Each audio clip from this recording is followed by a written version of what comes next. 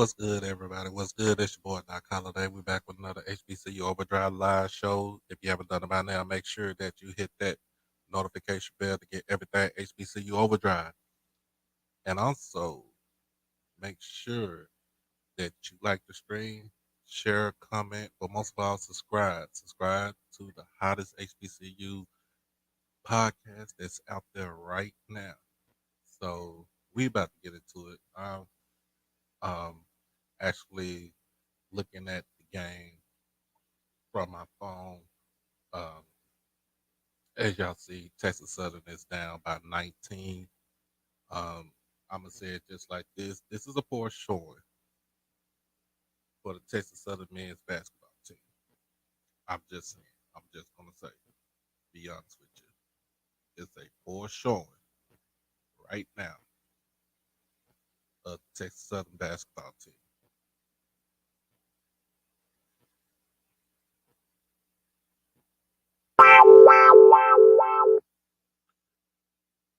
I want to get see anybody coming in, because I know everybody's watching the game.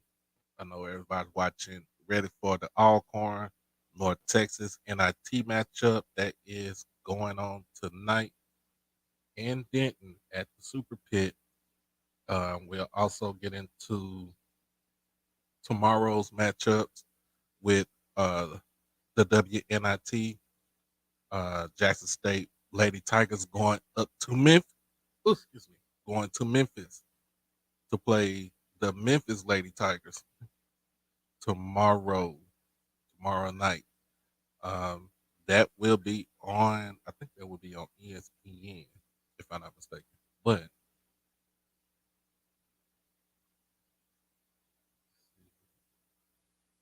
I think the Alcorn game will be on at 8 o'clock.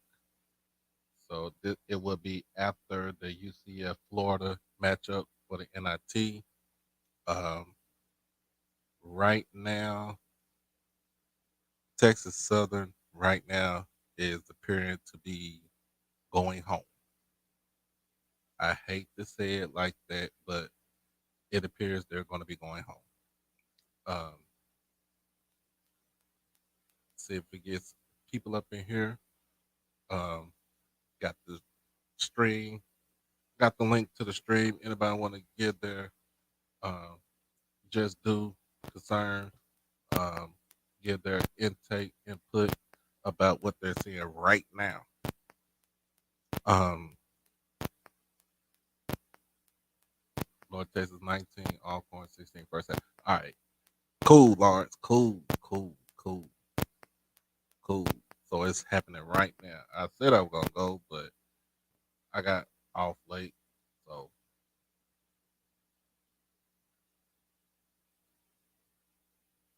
might be on ESPN.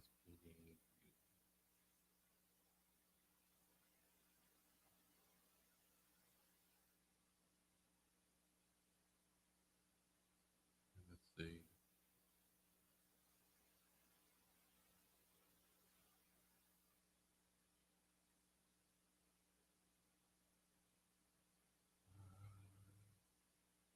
Let's see. It might be on ESPN Plus. Right now, the score for Fairleigh Dickinson and Texas Southern. Fairleigh Dickinson is up by 22, um, with 3:45 left in the second half, 77-55. Um,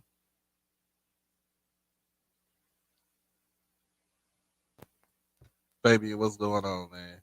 So the only men team from the SWAC to go to the tournament they're playing right now is Texas Southern.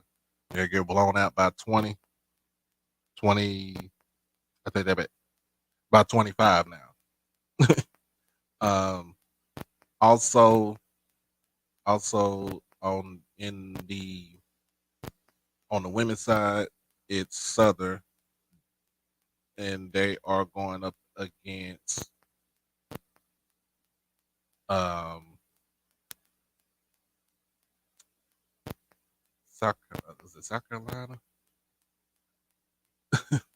What's going on, Uncle Said? Yeah, anybody watching the game right now, you could voice your displeasure because I'm gonna voice mine right now.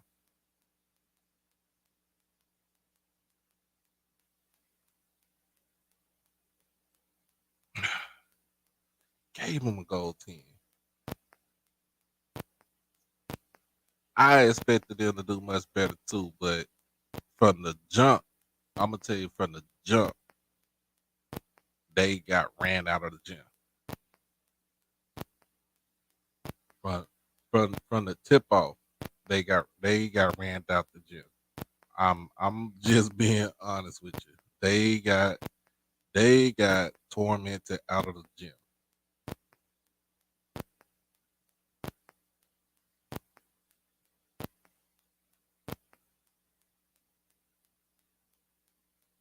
Uh, Alcorn game it looked like it's more interesting. They only down by two.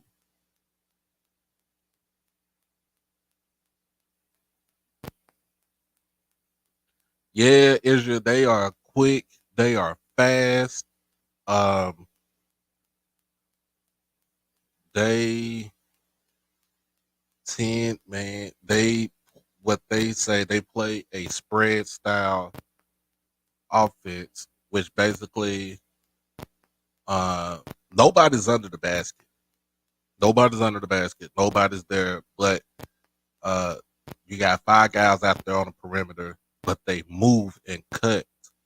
You know, they basically kind of like it's a spread offense, but they basically run pretty much a motion, um, getting backdoor cuts, um, easy lines, baseline. Man, it's that's a sight to see. If they was in another conference and had a better record, I would figure they would be pretty much um, in the mix, just because they can run with each other. They can run with these dudes. They I see like literally I see no shame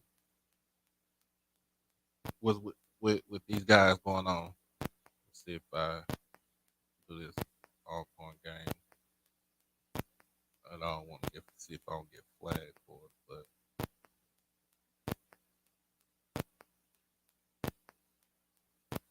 but I'm gonna hold off on showing that game. Um 21-19, North Texas has a 2-point lead. They are playing in Denton.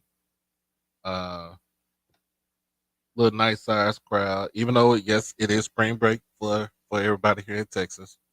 Um, still a little nice sized crowd for people to come up to show. Alcorn does have a big they have a big alumni base here in Dallas, so uh, I know it's people that did go.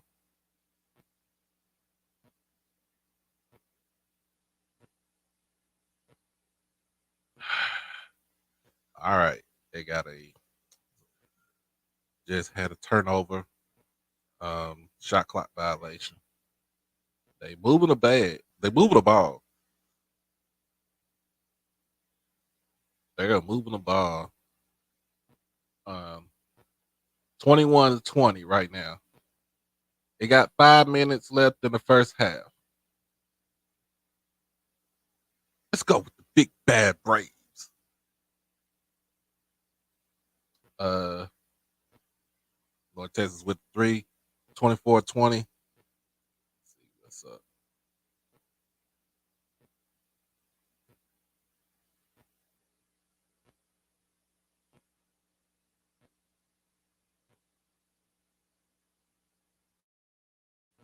Travel.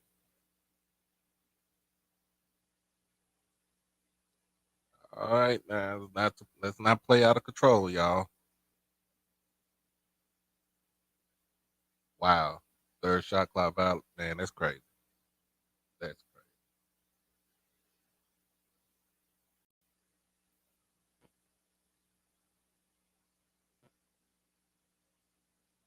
Um,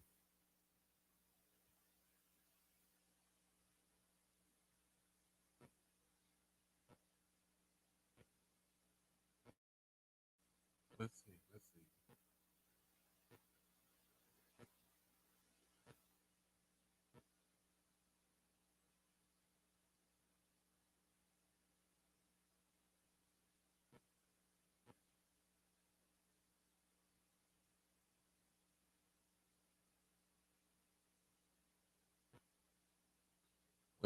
something going on right now.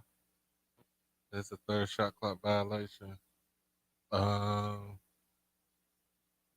Braves ball still under the still with 3 minutes and 52 seconds left in the first half. So what I'm gonna do is I'm gonna show, but I'm not gonna turn the sound on.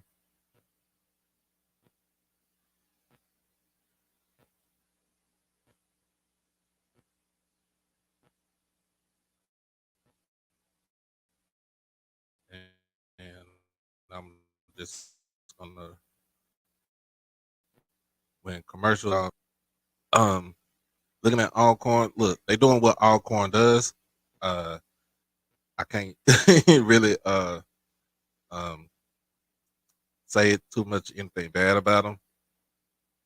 But I will say something about Texas Southern, and I'm about to get on their head right now.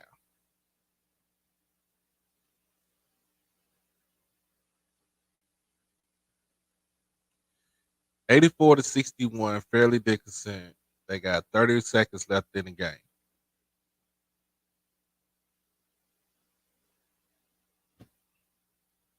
84-61, Fairleigh Dickinson over Alcorn right now.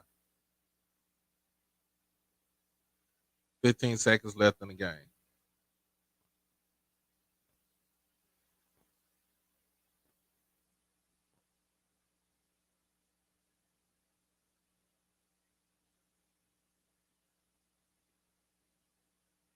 All right. It is final. Fairleigh Dickinson 84, Alcorn 6. I mean, Texas Southern 61.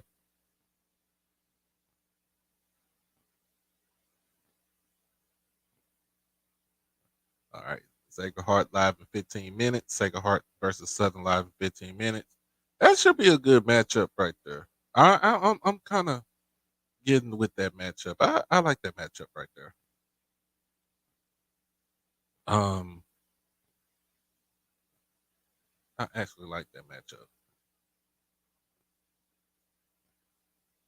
Um, Texas Southern ends the season at 14-21.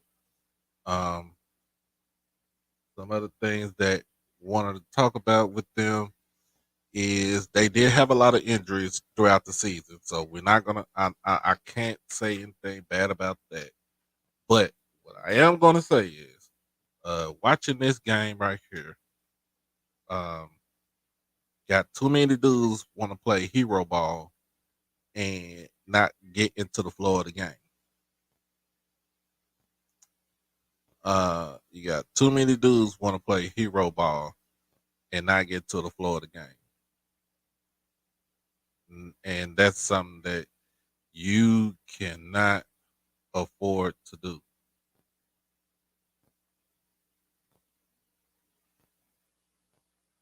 It's something that you cannot afford to do.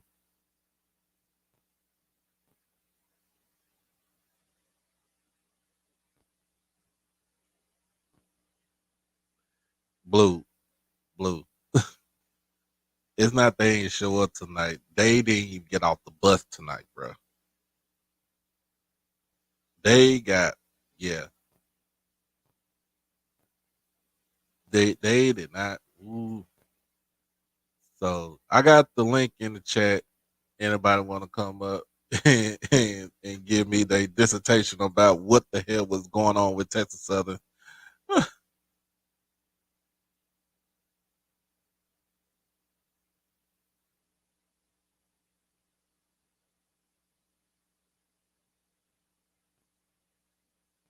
Still 24-20.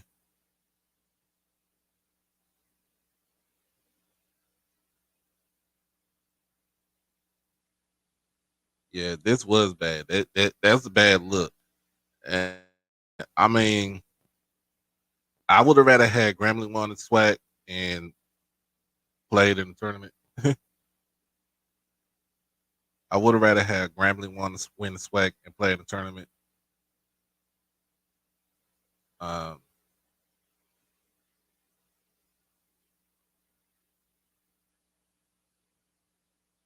but yeah, I That was horrible to see.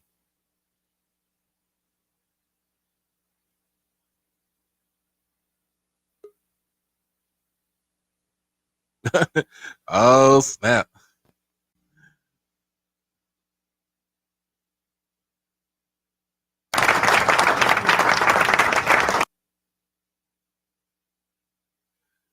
Oh snap! Mr. Ford. Hey, hey. Woo! What was that? What was that horrible showing that we just saw? Well, we've seen it before now. Johnny's had a problem with his backcourt. What he's got to do, and he's going to do it. Johnny's got to go get them kids that sitting on the bench and can't get no playing time in those at the Pac-12 and the Big Ten and the MAC conference. We got to bring them. We got to let them kids know. Listen, you might be third or fourth string in the Pac-12, but you can come to the SWAC and be All-American.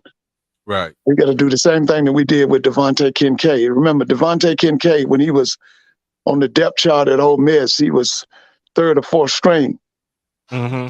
And they brought him to Grambling. He takes over the SWAC. He won the SWAC 2 years in a row, went to the celebration 2 years in a row, won it once, beat North Carolina Central, and lost it to North Carolina A&T. We got to do the same thing in basketball. Now, one thing I got to tell you now, and we got to give them credit for it, is that Texas Southern does have a commitment to basketball. Now, let me say, now let me just say this about Johnny. Johnny can recruit. I've never been impressed with Johnny as a X's and O's, adjustment, development. You got to remember now, Johnny had Ben Simmons at LSU and did nothing with him. He came into the NBA scared to shoot a jump shot. So, his strong suit is really not X's and O's, game development. His strong suit is recruiting.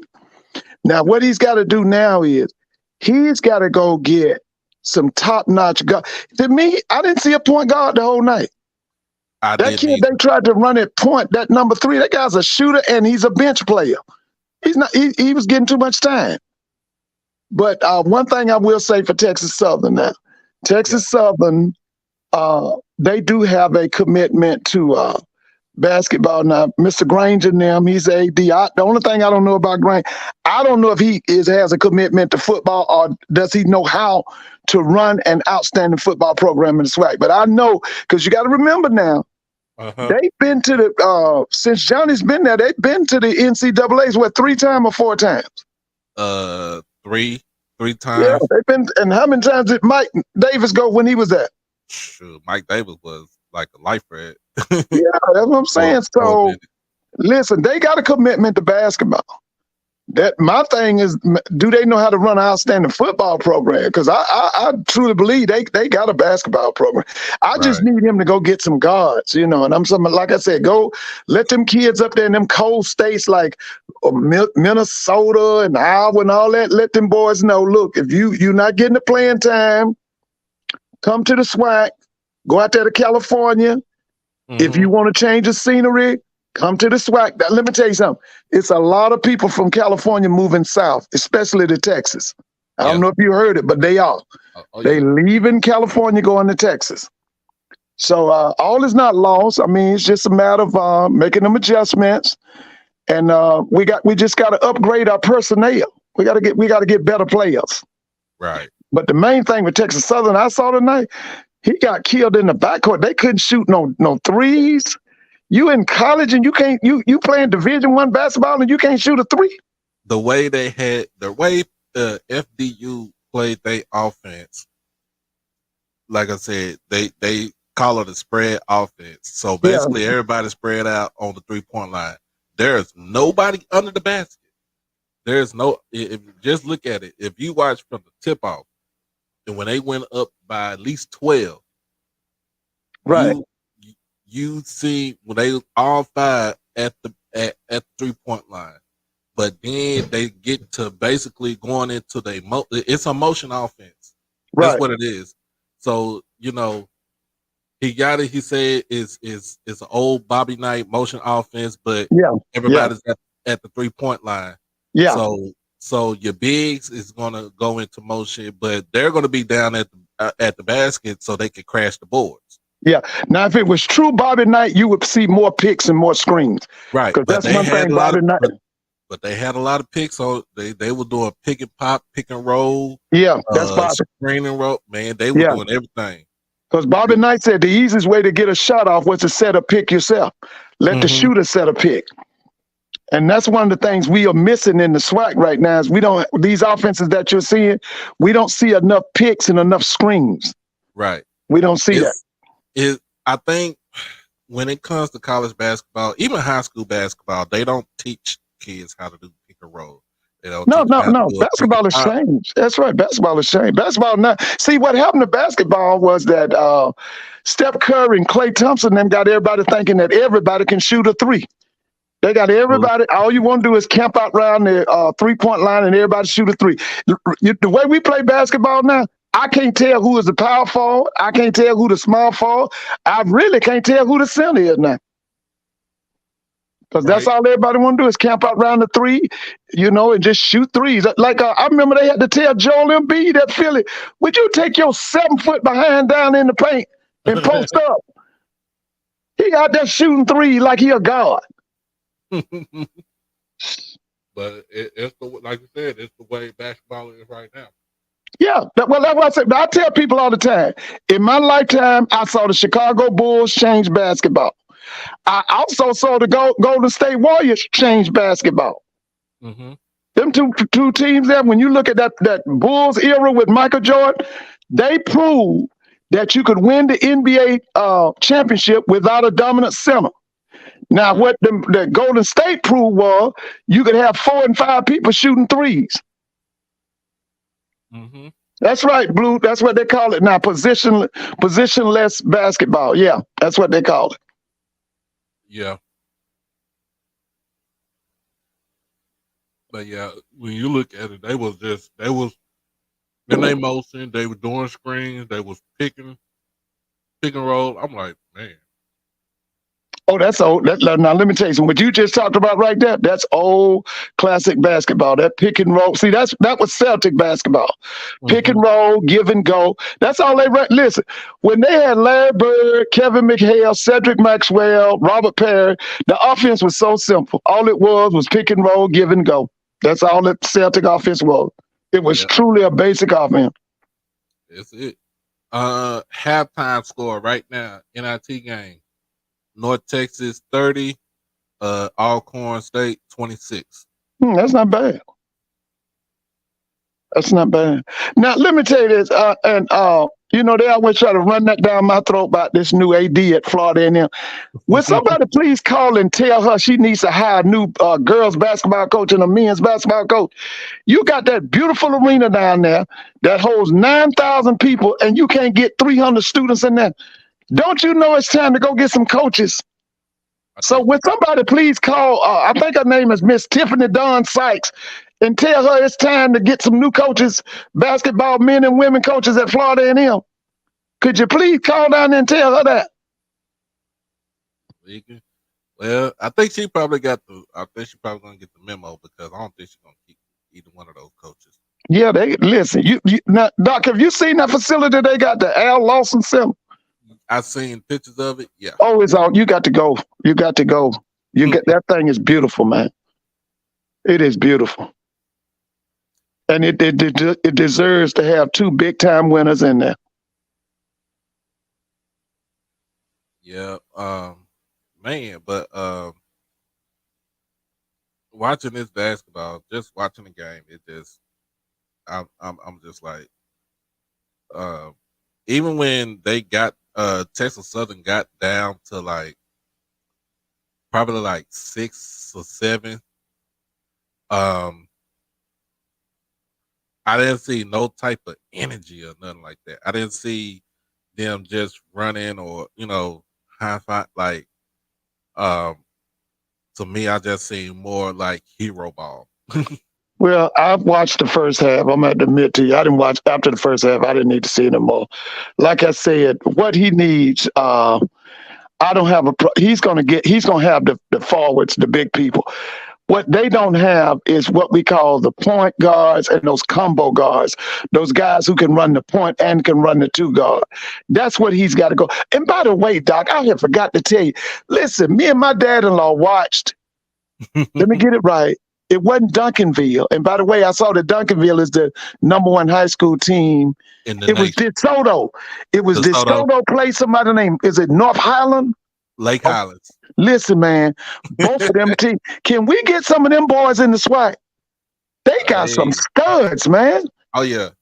We don't play when it comes to basketball down here Oh in Texas. man, I wish now them the kind of boys we need at Texas Southern. So Because let me like tell you something. Both of them teams, that DeSoto and that what you say, Lake Lake Highland, Highlands, they are loaded with Division I talent. Both of them. Oh yeah. Also, shout out to my Kimber Knights. They also from Dallas too. Oak Cliff. Okay. Won their 7th state title. They 7th state title. So I think they're up there with a couple of schools, high schools in the state. Well, Doc, could you talk to us a little bit? I haven't seen. Tell me about Duncanville. What makes them #1? What makes Duncanville #1? Yeah, they the #1 program in the nation right now. Well, for one, they were put on probation by the UIL, so they could, which is our governing body for high school athletics here in Texas.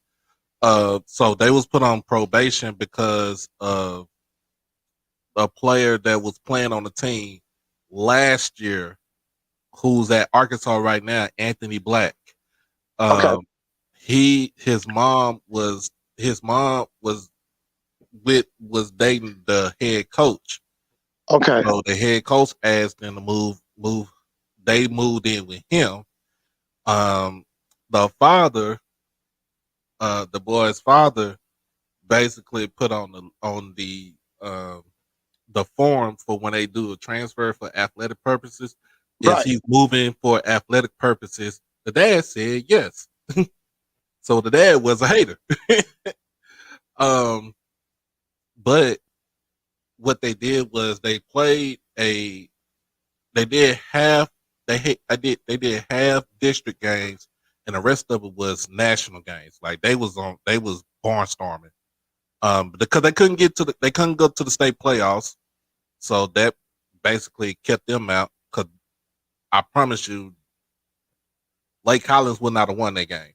They Right. would not have won the state because they probably would have either played Duncanville would either play DeSoto or Lake Collins in the state final, and probably run all of them over. And the crazy thing is, Mr. Ford, Right.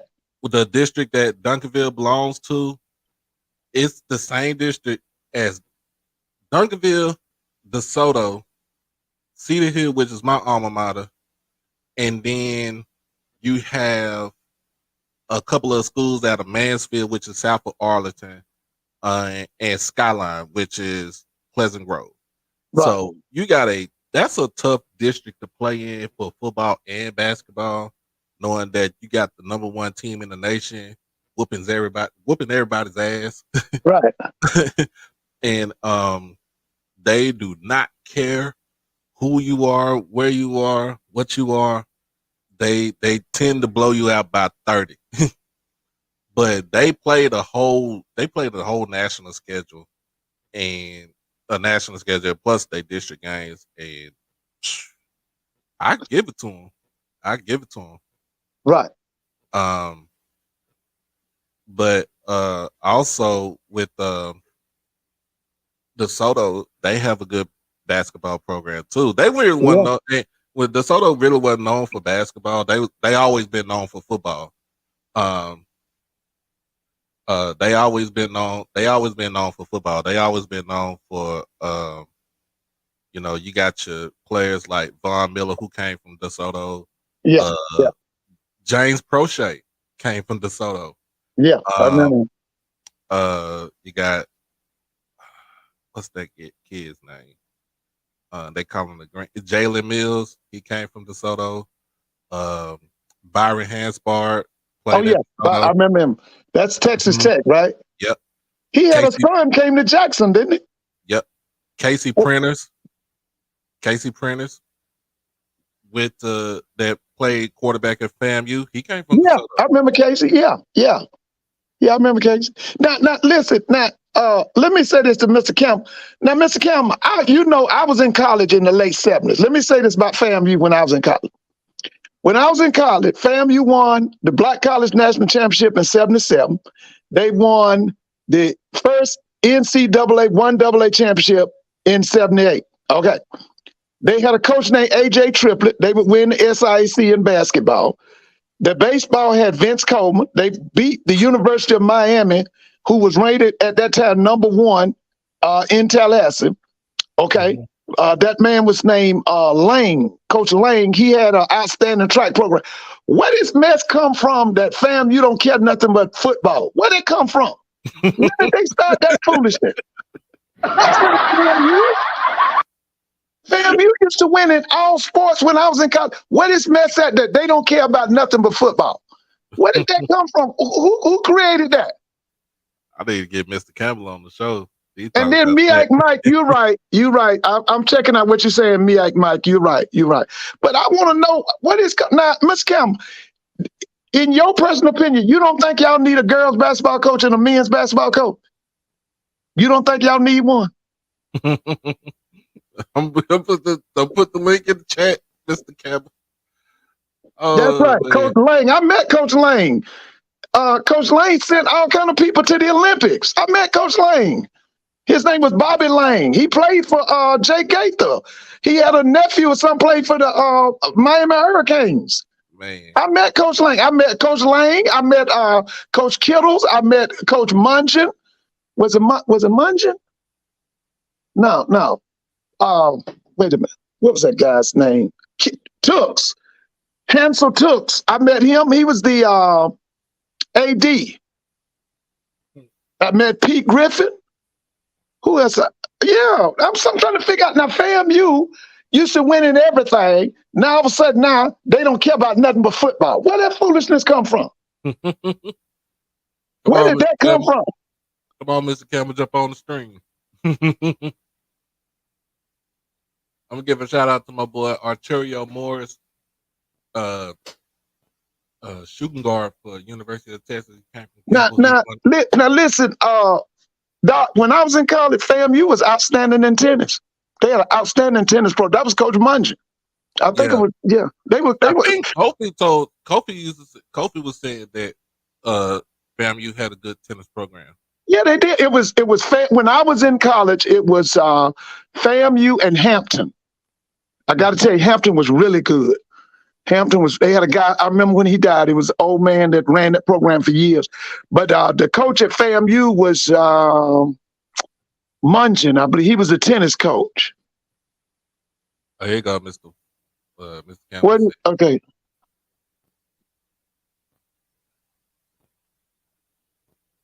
Yeah. I met all of them. I met Coach Mungeon. Now, Coach Lang was something else. He was legendary. He coached Pam Oliver. That Coach Lang did. He coached the girls and the boys. Coach Mungeon did he was a defensive backs. Cause see them guys, that guy right there, Coach Mungeon and Coach Lang, that was Rudy Hubbard's defensive staff. There was a white man on there named Fred Goldsmith. Now let me tell you something. He came to Rice. Do you remember him, Doc? Yeah. Fred Goldsmith. Listen, he was at FAMU. He was under Rudy Hubbard. He stayed at FAM from 74 to 78. He was a defensive wizard, man. He was a mastermind. That was his staff. It was Goldsmith, Coach Mungeon, and Coach Lang. Okay. That was the defensive staff for Rudy Hubbard. Okay. Yeah. Yeah.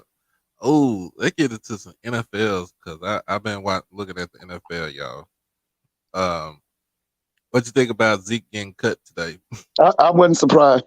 After the emergence of that, what's the guy named Tony Pollard? Yeah, man, I wasn't surprised.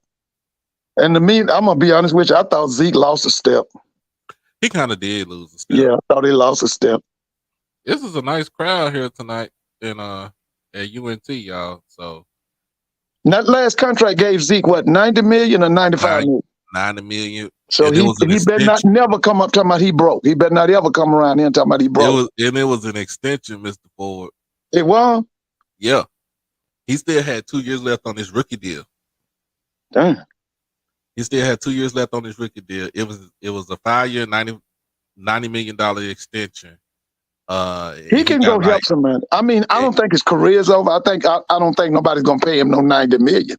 But I think somebody will pick him up. I don't know Now about you being heard about trash blue. listen, you heard about the guy from Green Bay went to the Jets and gave them a list of players he want. He might put Zeke on that list now because they say he told him he want about 6 or 7 players to come with him. Did you Oh, see that?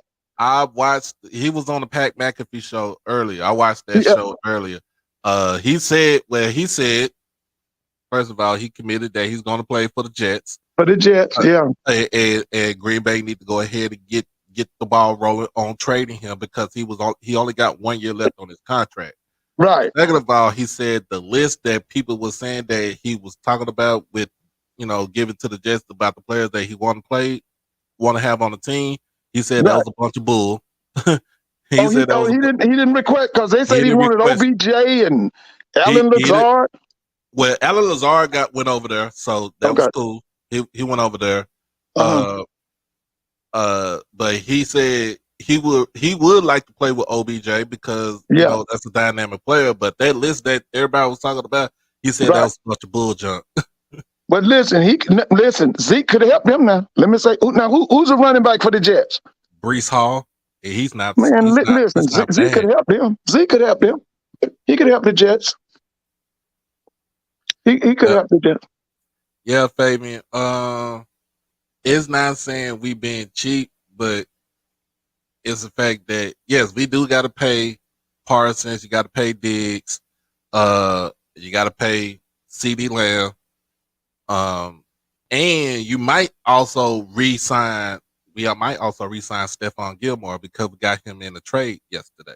Yeah. Now, one thing, Doc, I want y'all to keep your eyes on with these banks messing up out there in California and everybody thinking that that's going to spread across the country. Listen, man, so you're going to see some reduction in salaries and you're going to see some big time people going to have to restructure or get cut. Yeah, Because let me tell you something, that thing that happened this week with them banks, that is going to spread. I'm just telling you now. right, And so these big time football programs, baseball and basketball, them people ain't going to be giving out that money like they've been doing in the past now. right, right. So yeah, man, it all depends on how they go. I Well, wouldn't say y'all Zeke. got plenty of money in Texas because y'all got oil, right? That's what Texas is known for, that oil. Yeah, I wouldn't say Zeke is done. I would say No, I he's. don't think he's Uh, done either. I don't. Hey Bishop, I'm a Cowboys fan for life. I don't think Zeke is done. I just think that when he signed that deal, his production started going down. Um, at one point he played overweight. When he played overweight, he had those nagging injuries. So it's not like he was injured all the time. After that third season, remember he almost had 1,000 yards in the season where he got suspended for the 6 games. Well, but Doc, now Dallas ain't never been loyal to no backs. I remember Kevin Hill came in from Yale, was tearing it up, and then Dwayne Thomas came in and they got rid of Kevin Hill. So Dallas ain't never really, they've never treated their backs with all this loyalty now. This ain't Only one, nothing new for the Cowboys. the only one they really did treat with loyalty was Emmitt Smith. He left on his Right, own. right. He That's right. he he left on his You're right. he Now, how left on many his years own. did Dorsett play for y'all? How many years Dorsett put in a Dallas Cowboy uniform? 11. That wasn't bad either. If they gave, because usually most of these teams now, they want a back for about 3 or 4 years and then they through with them. Yeah. Where Mr. Campbell at? He said, did he put anything in the chat yet? Nah, he haven't put nothing in the chat. How about them Rattlers, Mr. Campbell, that basketball program? Where's your new AD at? Does she know she needs two new coaches? You got probably the prettiest, most beautiful. They call it the Al Lawson Center. You got to go see this thing, Doc. This thing is beautiful, man. And they got crowds of 300, and it holds over. I think it holds almost 10,000 fans, and you got 300 in there. Man, go on and get Reggie Theus. Let Reggie Theus. Go on and get Reggie Theus from Bethune-Cookman. If Reggie Theus go up to FAMU, all he got to do is focus on basketball. That's right. I bet you FAMU probably had 18, 19 wins next season. I believe it too, man. All he got to do is focus on basketball. He ain't got to worry about no other sports. He ain't got to do none of that stuff. Hey, Doc, you know that list you put up the other night for Mr. Mona? It told the average amount of fans each school would have. What is FAMU's average? As far as basketball? Yeah, that's what I'm talking about, basketball. Because I'm telling you, they would have crowds at FAMU at 300, and they got a building that holds almost 10,000 fans. Man, I had to get with her on that. Yeah, she coming on tonight. Mr. Mona coming on? I think she'll be back on Thursday. Oh, okay. She'll be back. Okay. She'll be back tomorrow because she wants to get the women's game. Yeah, I want you put that list up tonight. It had the average attendance for the SWAC schools. Yeah, but this game right here. And by the way, Doc, did Puff Daddy, did he ever give that money to Jackson State? Did he give y'all the $1 million? I don't even know. People still asking me about that. Yeah, did he ever get the $1 million? Because he claimed he's going to give $1 million to Jackson State. Remember he said it on TV? Yeah, and I would. But did he do it? I mean, was it a lie or what? I don't know because it's on wax. Yeah, he said it. He said he's going to give him $1 million. If I'm Ashley Robinson, I'm knocking on the door. Yeah, everybody can use $1 million. Daddy, I need my meal. Yeah. That's what you need to do. Down by 5 right now. 32-27. And I like how they did. I remember when I'm watching this game. I remember when the Super Pit at North Texas was like doldrums. Hey, Miss Kelman, I thought it was between the guy here, the big director, and the guy who owns the Weather Channel. I thought it was between those two who's going to get BET. Byron Allen, or what's the director's name, Doc? Tyler Perry. Tyler Perry. I thought it was down to those two. I didn't know he was involved in that. Either way it goes. Oh, Puffy did put it. Okay, I'm sorry. I didn't know he had put his name in it. Even if that does happen, BET's about to be black owned again. So I want them to listen. I'd like for them to do them football games and basketball games like they used to do back in the 80s and the 80s and 90s. Mm-hmm. Because they used to, man. I didn't miss, man. Charlie Neal and them, I didn't miss them guys, man. Oh yeah.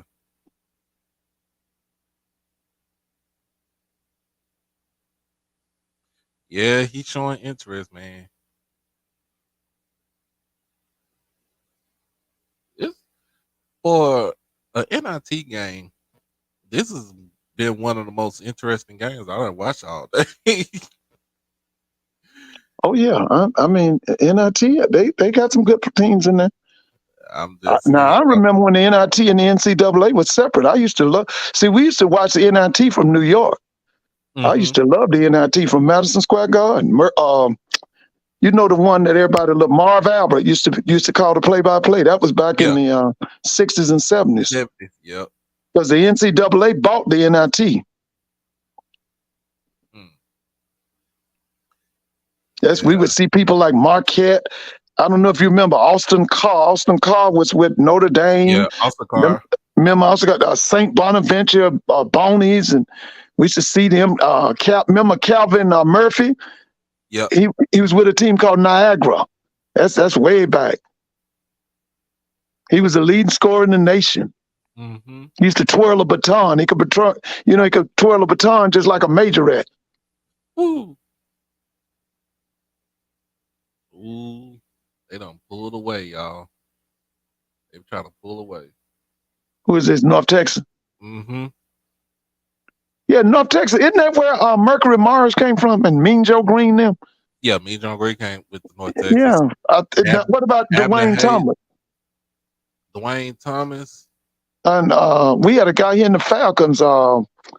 He was a safety. His name was Brown. He was good, man. I think he played with Mercury Mars now. He was really good. Hmm. I know me and Joe Green came from UNT. Um, trying to figure out my grandma. I mean, if we talking about that. My grandma went to school with Abner Hayes. Yeah. What? uh, What? he went to Abner you. Hayes was the Dallas Texans, right? He went to he went to Lincoln High School here Yeah. in And he Dallas, went. Where did he go? Where did he go to college? North Texas. Abner Hayes went to North Texas. hmm Yeah, He was the I first remember black him. player to go. He was the first black player to get uh uh to play for UNT. Cause he was he out of Dallas Texans? Who was he? Yeah, he's the Dallas Texans. Right, Hank Stram and them. hmm Yeah, so he should have played with Otis Taylor. Yeah. Oh Yeah, man, I want to give our condolences yeah, to yeah, Otis Taylor and his yeah. family. Yeah, it's bad. Yeah, Uh, Prairie View great, right. Kansas City Chief Yeah, great. yeah. Um, who needs to be in the Hall of Fame? I don't even understand that. Who needs to Half be of in the them Hall of folks Fame? in there can't touch Otis Taylor. I don't understand that. And I don't even that's understand. that's coming from me. Who needs to Yeah, be in the me Hall of too. Cause that dude was something else, man. Otis Taylor, baby, the number 89, Kansas City Chiefs. You listen, his quarterback was Lenny Dawson. Fame? Mm-hmm. Lenny Dawson. He was at the one wide receiver, a guy named Frank Pitts. He was out of Southern University. Was from Atlanta, Georgia. He was at the other wide receiver. Okay. Yeah. I think their tight end was named Fred Urbanus.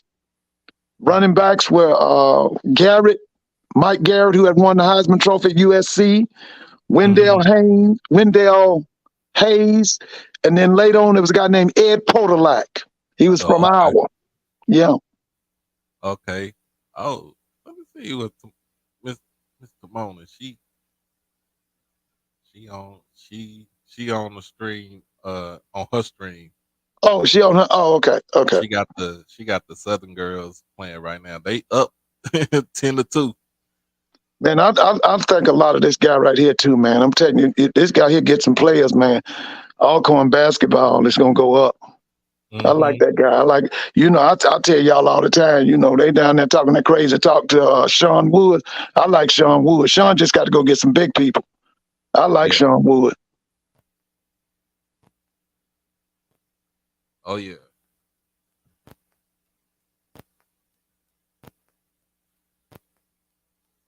Yeah, they killing right now. Said Southern girls is killing right now.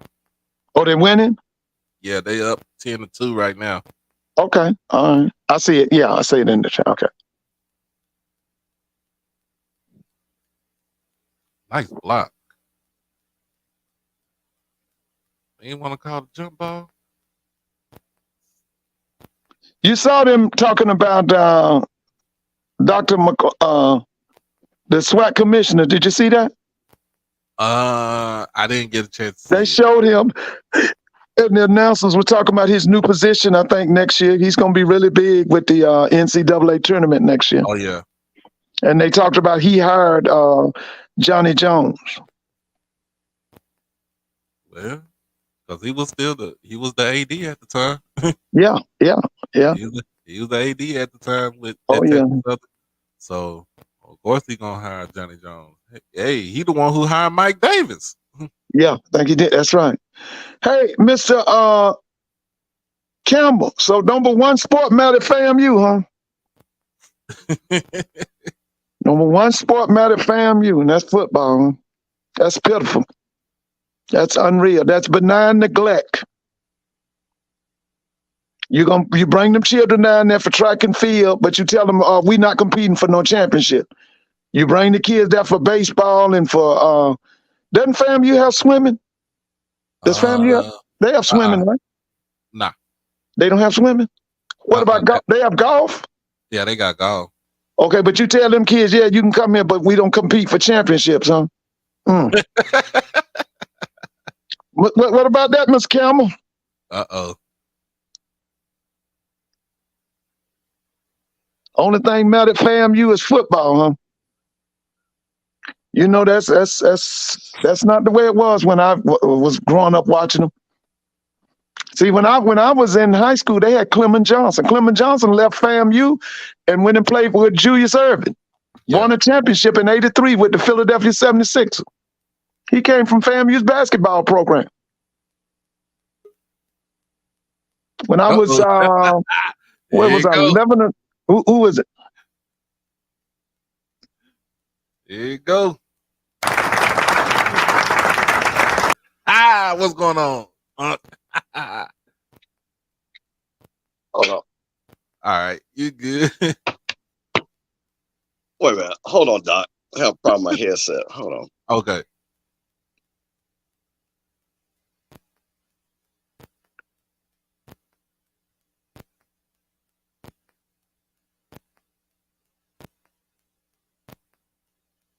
Let me turn it. He gonna jump back on. Okay.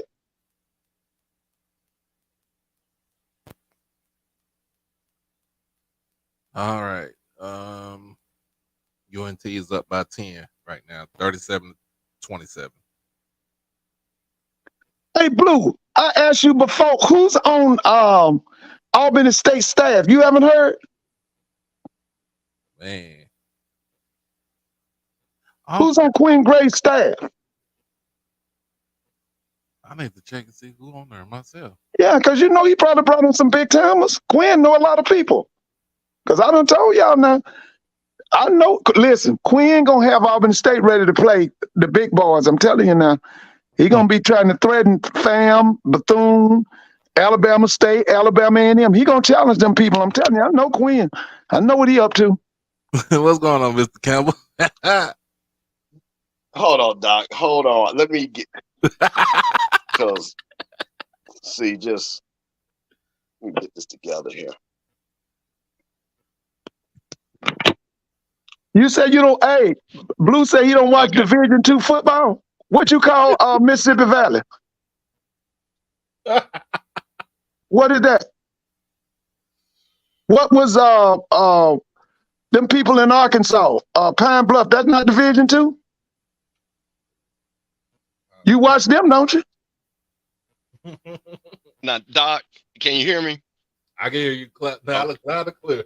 Okay. Now, I was minding my business, trying to support SWAC sports, and I jump on Al Gore's internet, and I hear somebody from Grambling slandering FAMU. See, this is the problem with Grambling folks. Once they get on I-20 and come east or west, they act grown. They don't act like that when they down there in that hole. When they get off on that exit, that one exit.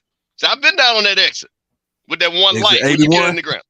Exit 81. See, when they go to Atlanta, and they go to Dallas, they go to Houston, and then they get brand new. Now, see, and then they want to drag FAMU. So let's be clear about something. Like I said, when I was in high school, FAMU won in every sport. They had a commit. Like I was telling him, when I was in high school, FAMU was championship in swimming. Now they say FAMU don't have swimming. We had to cut swimming, man. We got, Title IX, man. You ain't got no time for that. Can't pay for that no more. Okay, so we no commitment to men's basketball. When I was in school, it was AJ Triplett. He had good teams. He won championships. So let's like I told you, this is the same thing that the University of Florida went. You got to have a commitment from the top, from your AD. Right. And anytime we got more ADs than Future got baby mamas over the last 10 years, we got a problem. Yeah, that's true. Okay? So you can't have no 8, 9 ADs over 12 years. That's true. Not a key. That's not a key to success. You show me every school that has had a permanent AD, North Carolina A&T, Jackson State, schools like that they have a focus. That's why you see well-rounded programs. When we got people that are ADs don't know why they should be ADs, and then when we get AD, then we fire. So now we've got a new AD. I'm wishing her well. I know I am people too. have told her they want a well-rounded sports program because it does not make sense to have a building that holds 10,000 people That's and right. 30 folks come. So no, That's I right. agree with that. But but you can't get enthusiasm unless you start showing progress to winning. And that means a commitment to excellence, as the Raiders used to say. So, Mr. Campbell, does she know that she needs a new girls basketball coach and a new men's basketball coach? Does she know that? Well, let me ask you a question, Mr. Ford. This woman got a doctorate. She got a doctorate. She can look at the standards and know we need a new basketball coach, men's and women's, right? So okay. We don't need no analysis for that. When you're last and when you don't even, both teams don't even make the tournament, can't even go to Birmingham, that should tell you something. Well, why she ain't made a move? The season been over now. How long? Well, Mr. Ford, the season was just over last week. Last week. But the tournament was last. I'm talking about regular season. Well, that's the thing. So the question is, and this goes back to the problem with all HBCUs. Who is going to take the job? That's going to take that little amount of money. That's good. So now what you got to do, you got to go see, maybe find a D2 coach, NAIA type coach. What about the guy that got fired at St. John's? You don't think he come to FAMU? What's Mike Anderson? What's his name? Mike Anderson's not going. He's not coming to FAMU. No, Mike Anderson is been a D1. You know, that's Nolan Richardson's. Yeah, that's why he's Nolan Richardson. Yeah, he came up under Nolan, so he can always get a job making a $500,000. Mike Anderson, so he's. I don't see him doing that when he can sit on the bench and make $500,000. So honestly, so yeah, I don't think that is the thing. I think the problem is, once again, you have got to find a coach that, like I say, from a lower level division.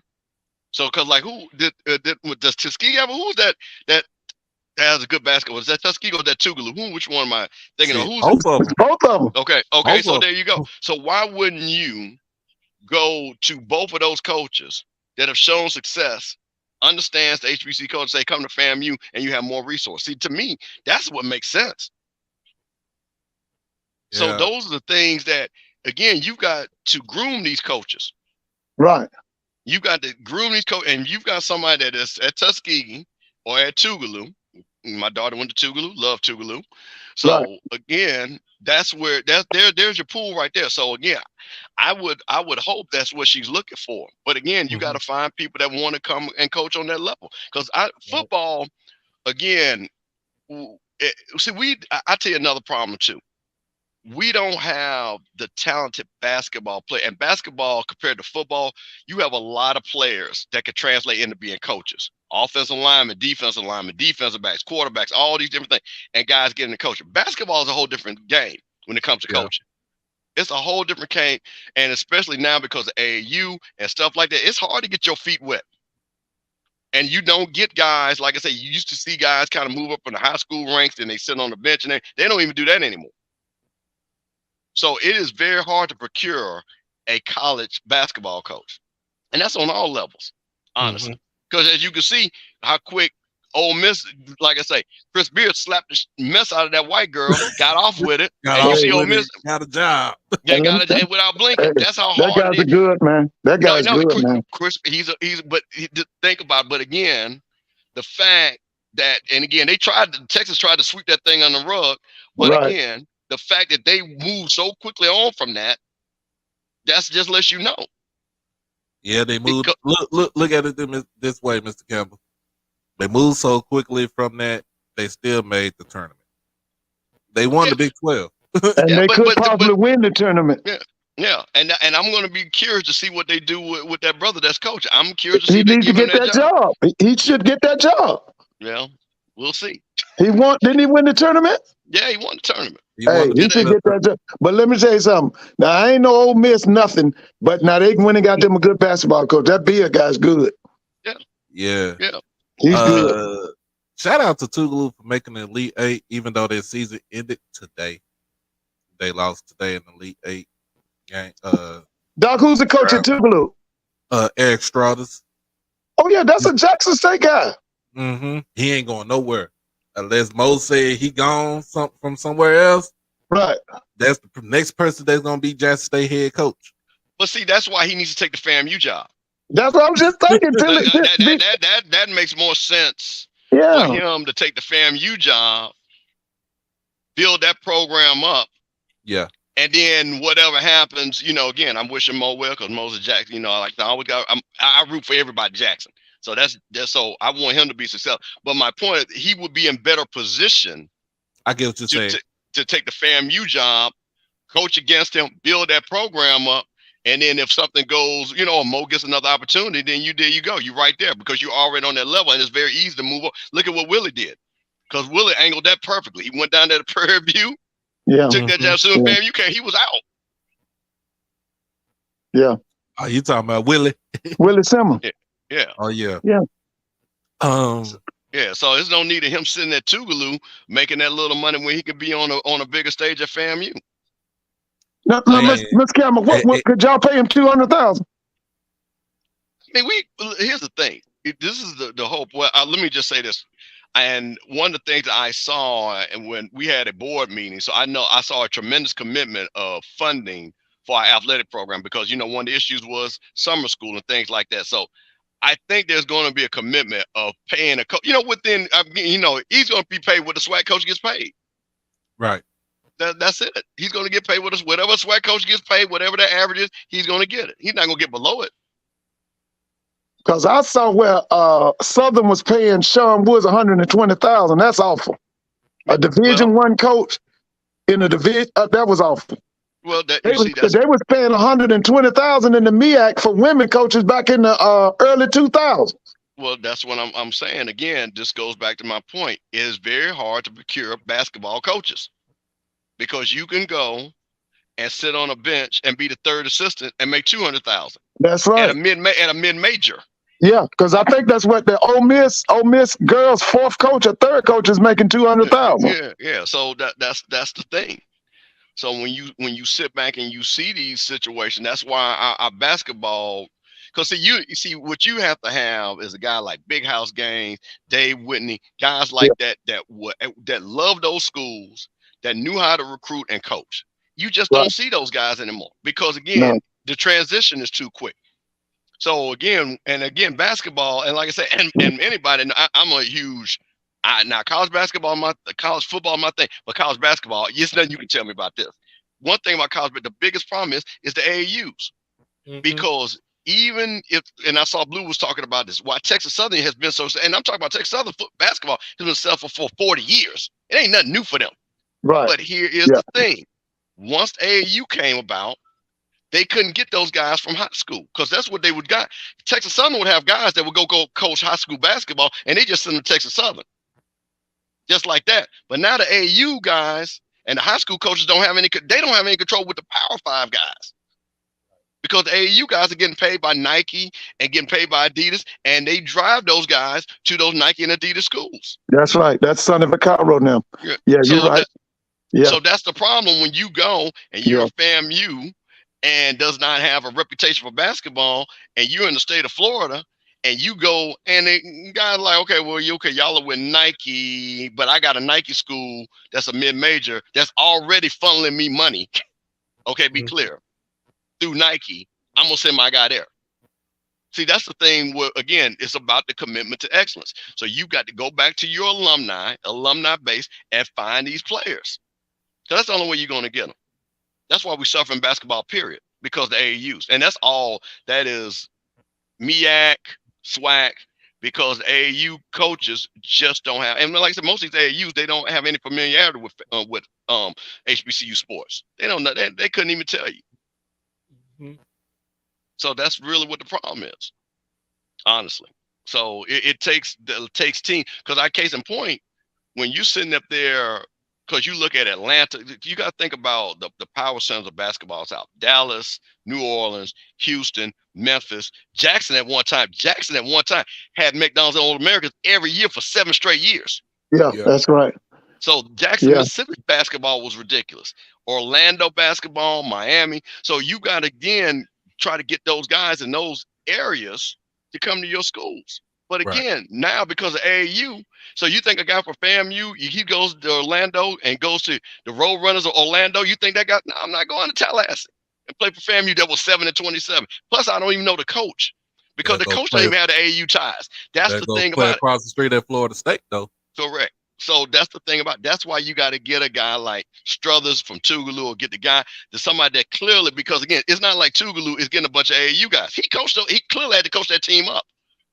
Yeah, they was 32-2 this season, Well, there you go. That's coaching. That ain't AAU ball. That's pure coaching. and they was that good though too. Yeah. Just think about it. Yeah. So what you do is, again, I think we don't do enough. We need to work that portal. Find those mid-level guys that are single, low double-digit scores that put together a team. Mm-hmm. You don't see a lot of that. You don't see a lot of that what's working the portal.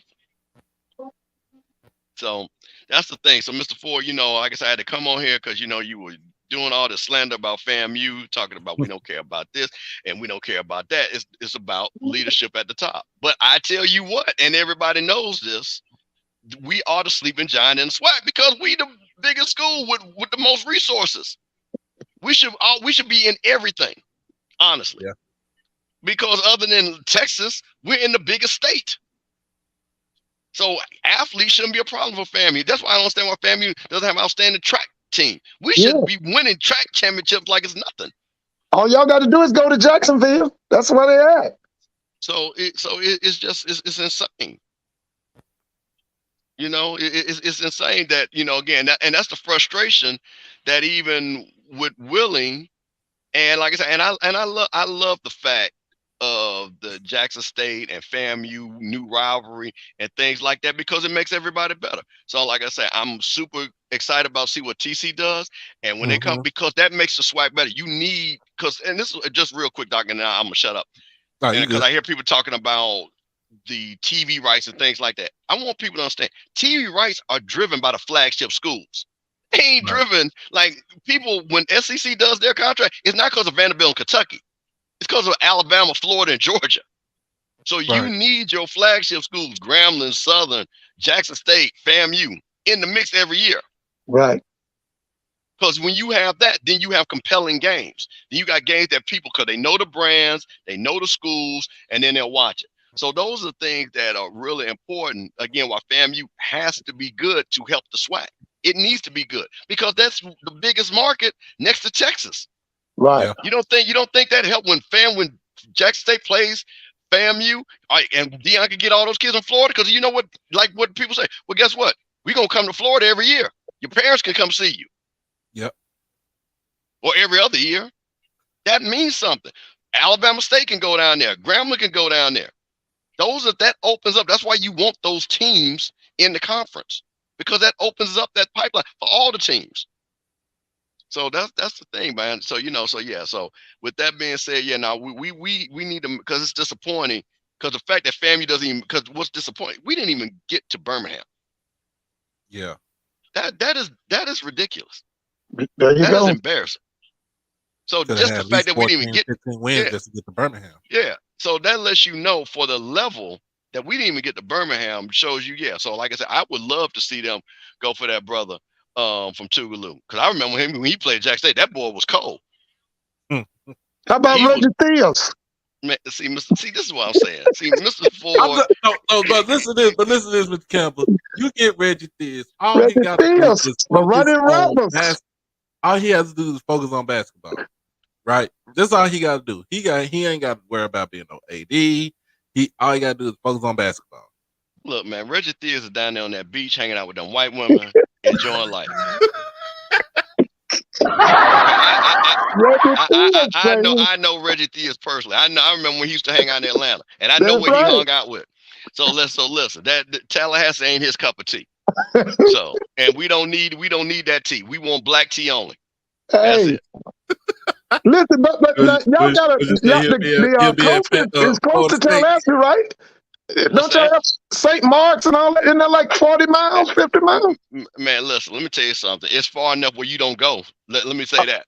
Cause Oh, we didn't, yeah, it ain't that close. Cause in Tallahassee, you know what people, the funniest thing, just real quick, you would have all these people from Chicago and Detroit, and cause everybody from some reason in the Midwest thinks all of Florida's on the beach for some reason. They just believe that, and they come down to Tallahassee, they like, where the beach, bro? The beach is like 2 hours that way. You, you ain't about to jump in your car and go to the beach.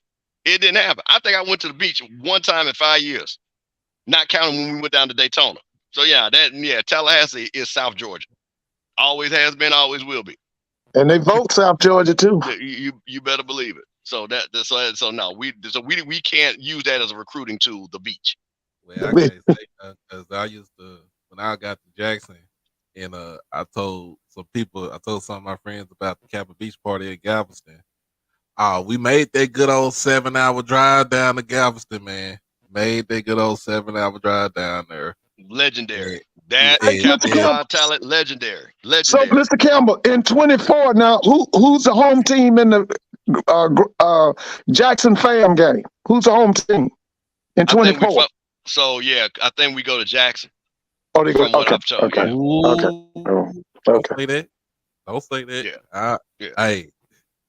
Yeah. Be like, Yeah. hey, Mr. Campbell, I'm home. Let's go. Yeah.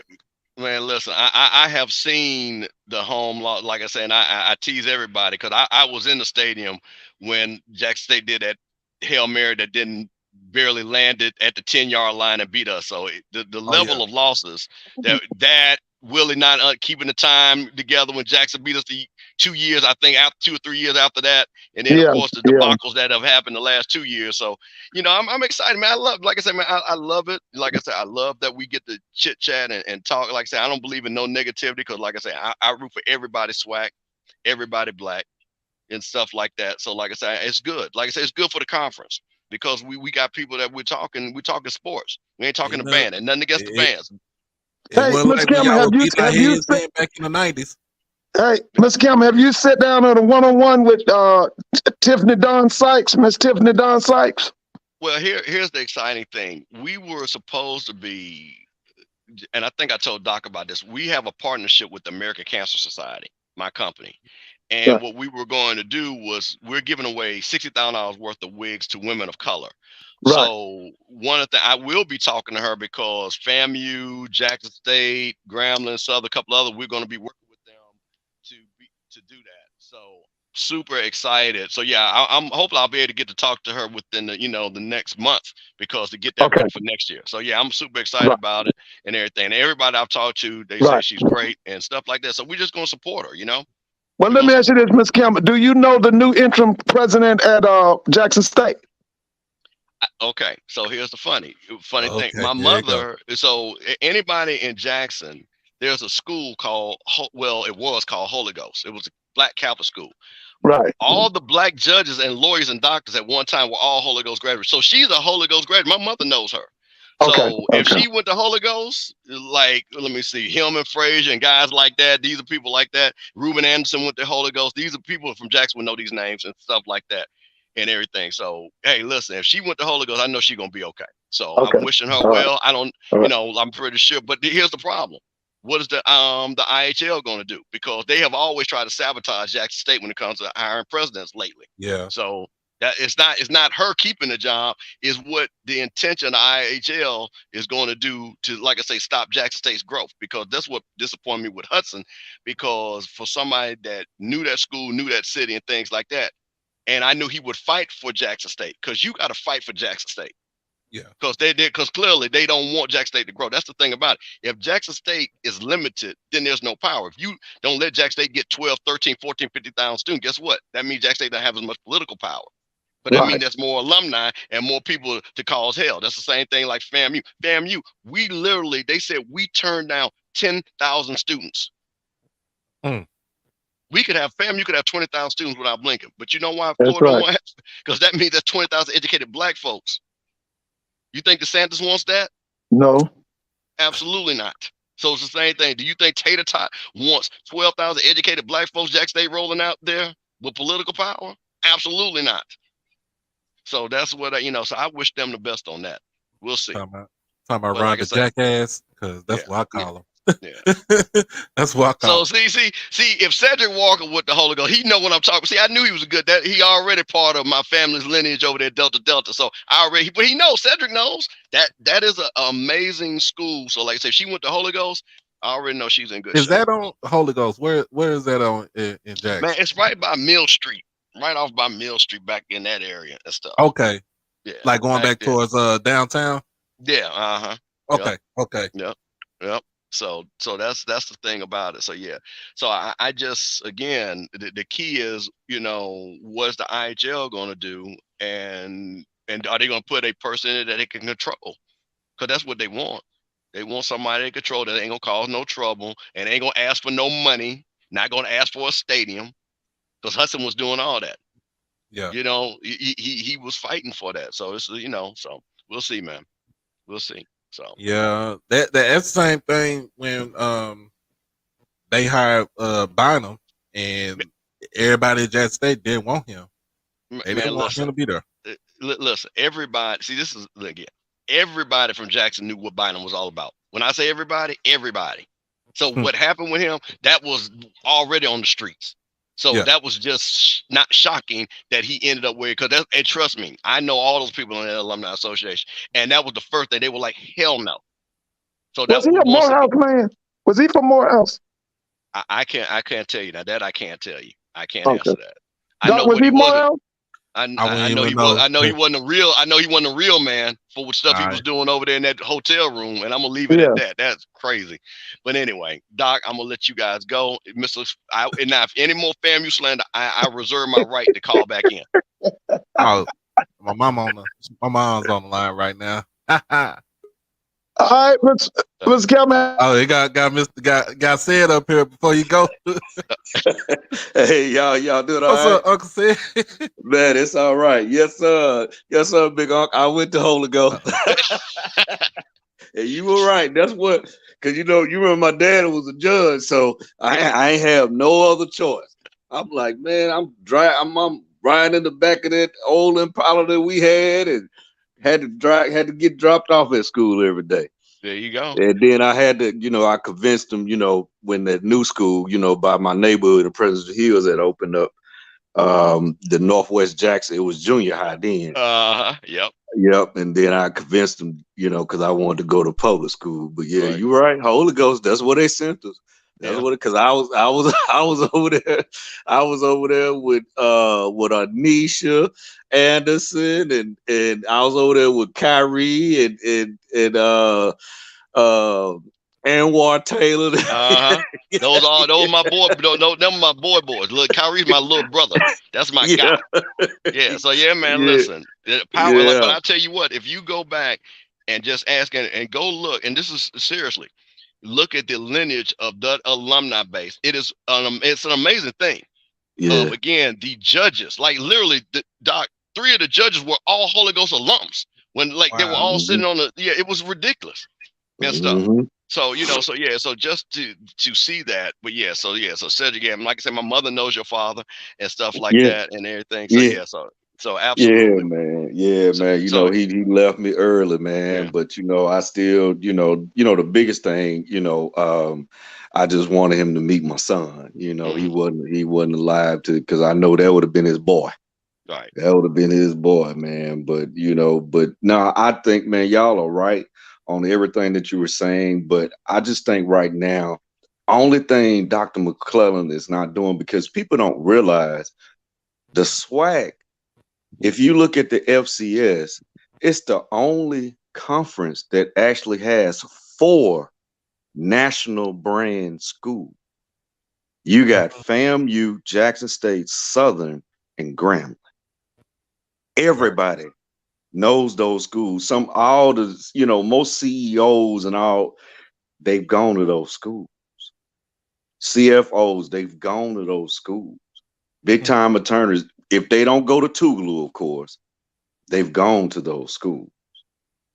And he needs to take advantage of that, man. Because I mean, like I said, now you can look at the MEAC, and they have the Howard. Okay, you got that. But you have to be from there to know about the T. See, I'm gonna say how I say the T instead of North Carolina A&T. You have to Yeah. be from there to know that. But see, everybody knows about a Grambling. Everybody knows about a J State. Everybody knows about FAMU. Everybody knows about Southern. You know, You don't think because that's everybody what. knows Prairie View? The only ones that know Prairie View be in a sense, and sometimes it be the only ones here in Texas for Prairie View. Yeah, not to that level. What Cedric's Not talking to that about. Yeah, level. not No, not You not sir. think to that so? level. Now, back in the day when Prairie View had them, because my dad, when he was living, he used to tell me about the couldn't nobody hardly beat Prairie View back in the day in football. He used to tell me that. But no, sir, Mr. Ford. That's the, Although and Texas what Southern I'm looking and at is one Prairie of the View, best but engineering schools in the country. That is true. that's Their true. That's graduates have true. the highest average pay of any HBCU. That's true. But think about it this. But think about it this way: if you major in computer science anywhere in the South, you need to go to Jackson Hmm. State. You But need to go to if Jackson you're going State. in architecture, you need to go to Prairie View, right?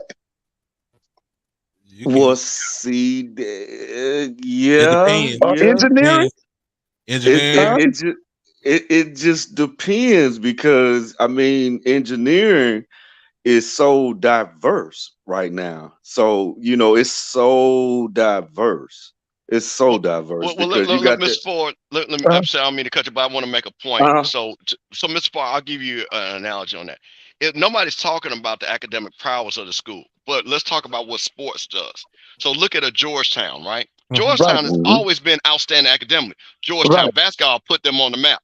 right, Villanova has right. always been outstanding academically. Villanova basketball put them on the map. So I True. think what Cedric is talking about the correlation, how sports intersects with our brands and promotes our brands. So when you have Mhm. successful sports programs, and then people go take a look and say, "Oh, I see Jack State got a great computer science program. Oh, I see Southern got an engineering program and got Yeah. a law school. Oh, I see Grambling is an education and nursing school. I see FAMU with business and pharmacy and things like that." It gives you a second look. That's kind Mhm. of what happens when I think that's more what we're Mhm. talking about is when you Yes, see sir. schools using their athletic brands to promote. Because even like people, everybody knows Duke is an outstanding school. But I tell you what, Duke basketball is why them Oh folks yeah. from the Northeast come down there and go party down there in North Carolina. So Right, that That's I know right. right. that for a fact. So that's what happens is those brands promote the academic prowess. So I think that's what Cedric is more talking about. So I didn't mean to speak for you, Exactly. but I You wanted to nailed kind it. of tie that in there. Yeah, that's it. That you nailed it. Yeah. That's what I was referring to, Mr. Ford. But yeah, but on the academic side, yes, Prairie View, yes. A Prairie View degree is just, yeah. Hold on. Let me tell you guys a quick story about a Prairie View degree. So I have a lot of. So I think I told Doc this. So Leon Lett, Michael Irvin, Kevin Smith, all those guys, my boys. I used to throw big parties with those guys. Yeah. So Kevin Smith went down to Texas A&M with Quentin Coriat, Sam Allen, the Yeah, Wrecking Crew yeah. defense. The Yeah. funniest thing, one of his boys is my boy. He went to Texas A&M, right? You know what he Uh huh. told me? He said, "Steve, I'm gonna tell you something." His daughter ended up going to Southern. And he said, I sent her to an HBCU because he said when all of us left Texas A&M, he said, the people that helped us get jobs was the brothers from Prairie View. Mm. Think about that.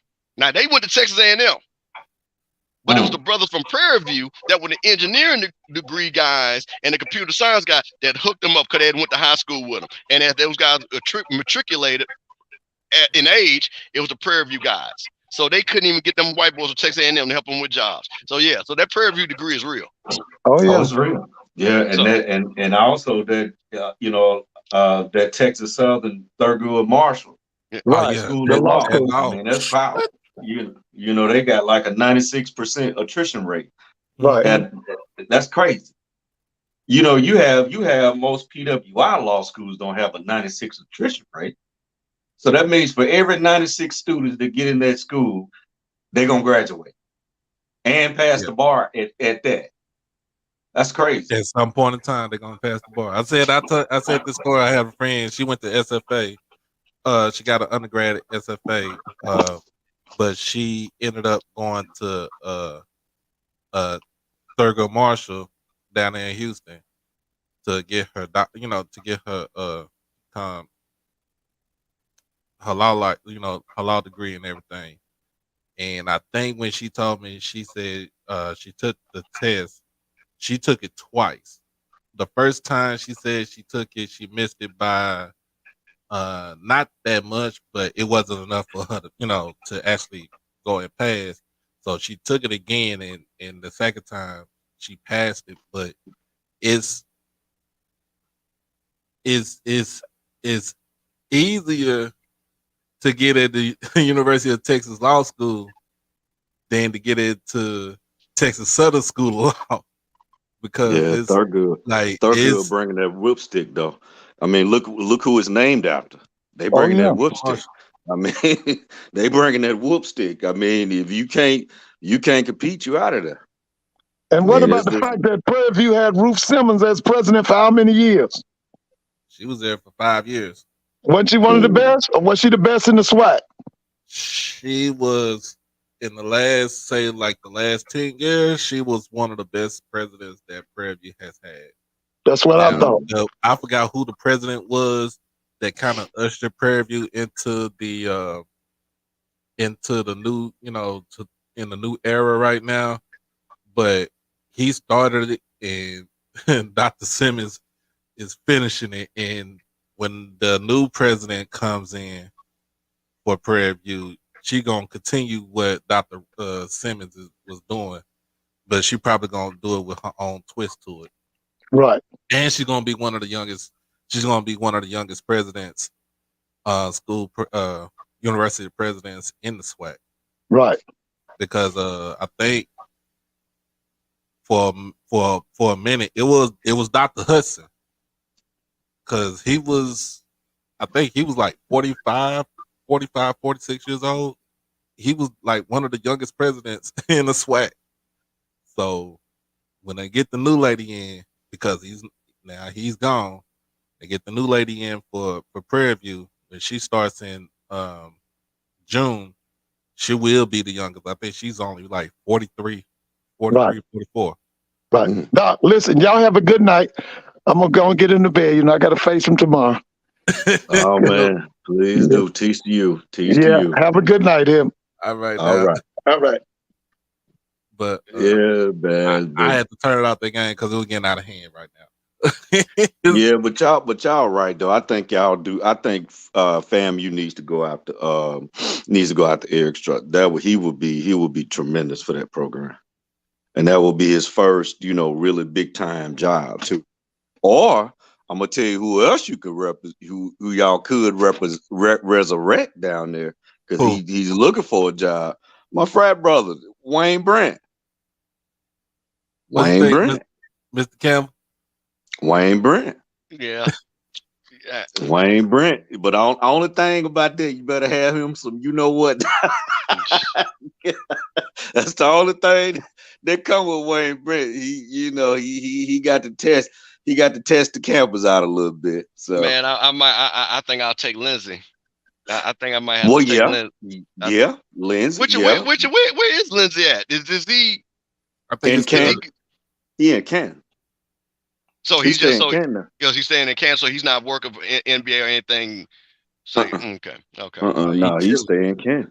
He Yeah, that's play another golf one. at the. That's, He play golf at the links every yeah, time I'm down there. You see him down there. yeah, that's one of them 88 boys from Oh yeah, man. class of Lindsay is 88 a Murrah. He dog, went to class man. of 88 Murrah. FAMU. Oh I'm yeah. St. Joe class 88. That's my guy. Used to have that GTA with that curl, Lindsay, one Oh man. time. So Oh yeah, man. You so didn't want to see. That's why. See, I don't know if you was on the other night, but I was explaining to them the other night about Merle basketball program. listen, How Man, good look, was Barrett basketball program? Because he Merle I was only number. because They were actually number one year. because That year they had Othello, Ronnie Henderson, and JJ Jesse Pate. They were Jesse number. Payne. Yeah, they were number one in the nation that year. Yeah. Murrah. because I Yeah. said when I got to Jackson, I think the only schools that I heard about from Jackson was Provine and Lanier. And then a little bit about Callaway, because I didn't venture on the north side like that. Mhm, But Lanier and Provine, because Provine around the corner from the school Mm-hmm. there Mm-hmm. on the way to the damn stadium. Mm-hmm. But like that's the only schools I knew about, and I think the year I got my freshman year was the year that Provine won state that year. They did have Aaron Harper and Justin Reed. It was one more guy because it was a triplet. It was a trio. David Sanders. David Sanders, David yeah, Sanders. Yeah. But who was their coach? It was Wayne Brent. That was their man. coach. Yeah. That was Wayne Brent. That's how he got the job. Remember, he had gone to Ole Miss and it was assistant coach. Then he got the job at Piney Woods. Then So he he was came under back so and he was then he under ran. McCullough. And well, my old high school, he ran the show for about 6, 7, 8 years straight at Callaway. And then that's when he got the job at JSU. So he was basically at with Rob Barnes at Ole Miss. Mm-hmm. He was Okay. assistant coach on the Rob Bond. Yep. That is you are correct. That's it. Yeah, Wayne Brand. I mean, and like you said, Lindsey. Yeah, Lindsey would definitely be a good one because he would love to go ahead and get back in that swag because he had taken that job at Valley, Yeah. and he just couldn't get the players at Valley. He just couldn't get it. I mean, and but Valley, Valley just, but I think but with this new coach, football coach, I like him. I think he's gonna be a good one. Oh, Kendrick He's gonna Wade. be Oh yeah, yeah, yeah, yeah. he's gonna be a good one. Oh Yeah, yeah. he's gonna be a good one. Damn, I Yeah, supposed he's gonna be a good one. to try to get an interview with him. Why they Yeah, on? he's good. He'll take them, to that 4 or 5 game realm. I can see that. I I can see I that with him. I don't know if y'all heard me. I did the show when I did my show. I did Valley schedule. I predicted that Valley might win 5 games. They could get They lucky and could. win 6 games if they wanted to. They could. But it's only one in blue and white, man. That's the only thing I can say, man. Well, I already said they were gonna lose their game anyway. I already said. I said they're gonna It's be going only up. one blue Be and white, going up man. to Hey, Eddie. I'm gonna say this, and then I'm gonna go because I'm gonna watch Snowfall. Said I'm gonna see you in Miami. Yeah, So I'll be there, there. Yeah, you make sure I make sure I'm I gonna get get your your number. number I and I'm got gonna text you when I'm on. there you When I go. get on the plane coming Cause out of Memphis, I'm gonna text you and say, "Big Unc, I'm on the way." listen, I have a seat in my suite for you and Timona. Side by Uh-oh. side. You ain't got to Uh-oh. worry about no That's why I food. forgot. You ain't got to worry about no liquor. You ain't got to worry about. I already got the Yeah, ticket, so you ain't got to pay for no ticket. The ticket's already bought. I need both of y'all sitting right next to me. Both of yeah. y'all. Cause me and Timona, we talked about it because I think she's supposed to. Either she gonna fly into Memphis or either I meet her in Atlanta. However it go, but we supposed to meet up and we're gonna fly to Miami and we're gonna be there. Okay. We're gonna be there. So Doc, like I said, so I don't want Doc. I already told him there's no excuse. I already got the tickets for the suite, so that's why I don't even want to hear. I can't find you. I don't know where you at. I'm down here with my boy. As No. You as bring Labor Day them weekend, you exactly. know what? I will Doc, be. you too. If you there, come on. So like I, I I say, will try. I want I will come there, but I'm payback. probably gonna be in Houston though. I'm gonna be in Houston Okay. for the Labor Day class. Okay. I Cause gotta. we straight going Ice Cube payback, and y'all know the rest of the song how it go. So that's all. I'm gonna leave it at. We going Ice Cube. I'm gonna leave it at that's my one I Here grew you up go. with. You know Here the you name of the go. song. I'm leaving it with that. Here you go, Hey man, look, TC he ain't taking no prisoners, baby. TC ain't man. taking no prisoners. Man. TC got them boys working now, man. I mean, Uh. yeah, he got them working. Cause my mama was actually over there. She was over there Wednesday, I think, last week, Mm-hmm. and she said they had like a little public, like just little miniature workout, and all that stuff. She said, yeah, baby, them boys is out there sweating and hollering. I said, uh-huh, Oh yeah. yeah. Yeah. They been going at it. So Mm-hmm. I'm just ready to see what they got going on and see what's going on. I wish I would go to Miami, but they just go to the game Oh yeah, and we're gonna be there talking big noise. Yeah, we're gonna be there man, I talking wish big noise I because he go got to a suite. Miami. I wish I go to Miami, but I said because my niece is going to Prairie View in the fall, Okay. I will Yeah, be family, going. man. Be there for your family, man, because Yeah, I'm that's gonna all, go. I said I'll go down there and cover Prairie View, Texas Southern. That Yeah, way, yeah. You ain't doing nothing wrong. Yeah, that's your family, man. You need to be with your family, but you just always just tune in. That's all. oh yeah, I'm Just gonna tune in tune to in. the debacle. I'm gonna tune Tune in. in to the debacle, because Oh like I my! said, we gonna whoop them by 21. Watch what I tell you. Watch what Hey, I tell you. hey, Watch what I tell you. Because hey. now, not trying to let too much out the gate, but everybody keep talking about Seven McGee, but people are failing to realize that we have one person on. Uh-huh. Well, actually, two people on this Jackson State new defense. Yep. Okay, and I'm gonna leave it at that. You know who I'm talking about. I know you talking about. LSU, Delaware State. Okay. Yeah, Yeah. I know you talking about. I know you Hey, talking about. hey, hey, I know you talking about. hey, Yeah, he beat hey. Coach D. I got you. Yeah, and they ain't getting it. That's all I'm gonna say. They ain't getting it. They right now they ain't getting it. Matter of fact, they had to pull the the lineman out of practice Oh for hitting yeah. too hard. Yeah, they had to pull him out for hitting too hard. So we got a question right here. It said, why did they take the Southern versus Jackson State football game out of Birmingham? First of all, we weren't gonna go to Birmingham anyway for the Uh-uh. Boombox Classic. If Nah, it ain't because in one reason, Jackson, because the Boombox Classic is its own. Just to answer that comment, see, the Boombox Classic for the last 30 years has been its own entity. yep. Yeah, no, there's Birmingham. Nah, they're not gonna do that. They definitely not gonna do that.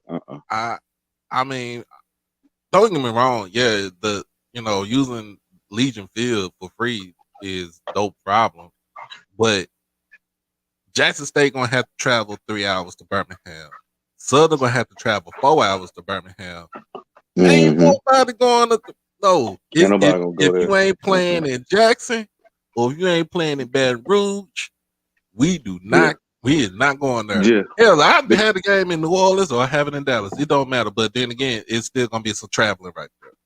Yeah, But but see, the thing about it is, even when it's down there on the bluff, they still charge, to even sit on the grass, and people gonna pay it. hmm People gonna pay that. So no, it's his own entity. That's the actually besides the Bayou Classic, and really as far as attendance, yeah, is bigger than the Bayou Classic as bigger far than as Bayou Classic. attendance. Yeah. Yeah, the Bayou Classic just big because they have that 50-year contract with NBC. But hmm as far as attendance, that's the number one game in the SWAC, Jackson State versus Southern. And it's been like that for the last 40 years. So it's Yeah. his own entity. Just to answer the person in the comment, yeah, it won't. They did it justice taken away from Birmingham, because those schools, Jackson State and Southern, each year they walk away with over $1 million a piece for that Yeah. game. But Yeah. so yeah, right now Alcorn is down by 17, 64-47 with 3 minutes left in the game. All right, Doc. Well, I'm gonna still be on, man. I appreciate y'all having me. I just had to get on and talk a little noise tonight, man. Oh But no, I'm, you I'm good. watching, man. I ain't going nowhere. Oh, you good. I'm about to shut it down a little bit anyway because Okay. I've been up since like 8 o'clock this morning from going to work. Oh man, working man. Love Oh it, yeah. love it, Oh love it. yeah. All right now, man. You have a good one. Oh man. Hey, see this? It's a classic. You already know it is a classic. Um. So yeah. Um. Texas Southern got to get themselves right. Alcorn, I think they recruit like a combo guard and a big man, and you will see a whole big difference. Um, Southern women right now, I think they are.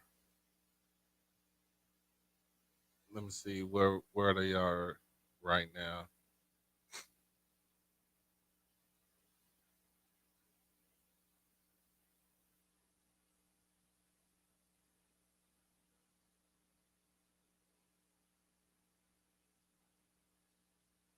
Okay,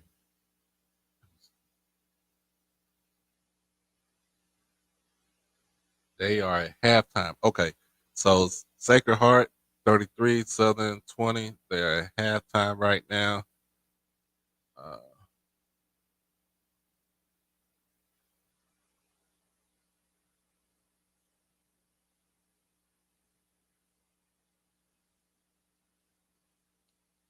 And I mean, not having a Southern Heritage class is not that bad. But if they're gonna have it again, those numbers got to be right. The money got to be right for it. Before they have it. But other than that, I'm gonna go ahead and call it a night. But make sure that you are subscribed to the channel and make sure that you like and share and comment on tonight's stream. Um, Shout out to everybody that came on. Shout out to everybody that watched all the way through. And if you haven't done it by now, make sure you become an Overdrive fan. All you have to do is just hit that join button and get all your early notification for hey $4.99, $4.99, and money that you send to us as far as to the channel, it goes back towards the channel. So uh, I do not keep the money for myself. It goes back into the channel where it reinvests itself. Uh, Make sure Saturday night you check us out, check me out, and She Loves D on Saturday night. Uh, Monday night will be Monday Night Review, and on Tuesday and Thursday, Casual Conversation with Doctor Friends. Man, so we got shows that's out here right now, um, all the way up until all the way up till football season get ready to come up, and then we'll have some more. We have a whole new um, we have a whole new lineup as far as shows for football. But as always, this has been another HBCU Overdrive live stream. Make sure you like the stream. Make sure that you comment, share on the stream. Gets the algorithm up. It gets everybody to have this show recommended. But most importantly, subscribe. Make sure that you hit that notification bell to get everything HBCU Overdrive. So make sure y'all go ahead and hit that like button. Make sure you hit that join button. Make sure you want to hit the subscribe button. We are. Let me check see where we are right now as far as on subscribers. We are 16. We are only 16 people away from 1,500. Let's get the channel to 1,500 by this weekend, y'all. Let's go ahead and get the channel to 1,500 by this weekend. So all you do just either hit subscribe or join. Either way it goes, we, you know what I'm saying, it gets the channel jumping, y'all.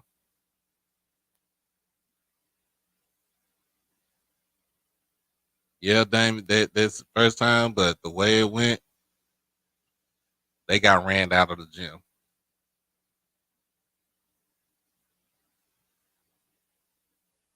But I'm gonna see what's up with Timon. I'm gonna jump on her stream and see what's up. But as always, y'all be blessed, y'all stay safe, and y'all stay dangerous. Tomorrow afternoon. Peace out.